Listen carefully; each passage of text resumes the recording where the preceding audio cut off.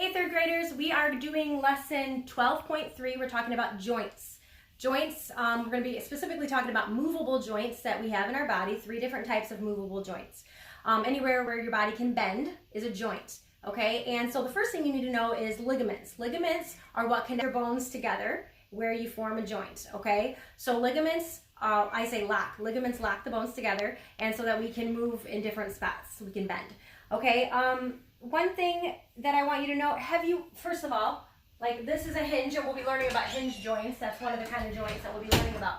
But have you ever seen an adult or someone put oil in a joint or in a hinge to keep it from squeaking? We actually have kind of something like that in our joints called synovial fluid. And it just helps the joints to move more smoothly. Okay, so the first type of joint I'm going to talk to you about is hinge joints. Hinge joints would be like your knee. Your knee is a hinge joint, so that's the movement that it can make. So there's other parts in your body that do that, but that's a good example. That's a hinge joint. Hinge just like a door hinge, okay?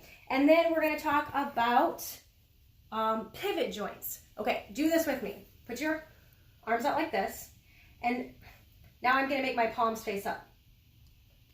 That joint was in my elbow, and that's a pivot. I can turn it like this. My knees cannot do that. If my knee did that, that means my foot would be able to turn around and face the back. If it does that, that's a bad thing. So this is a hinge.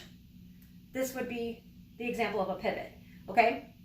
Now we're going to talk about ball and socket. It's called a ball and socket because one bone comes into an area right here. It looks sort of like a C, and it can move all around. So an example of that would be like your arm up here at your shoulder. This is a ball and socket. So this bone comes up into this, like this, and I can go all the way around with it. Another area that can do that is your hip. You can do it like that. Remember, your knee, this one grosses me out, but like your knee cannot do that. Your knee can do this, but if your knee could do that, like if it could go all the way around like that, that's not a good thing. So that's not the kind of joint that the knee has. I think that was everything I wanted to say to you guys about joints. So you want to memorize those 3, hinge, pivot, and ball and socket. And then just read what we just kind of talked about. Read in your book, section 12.3, it's 183 and 184, and there's just a little matching section on 184.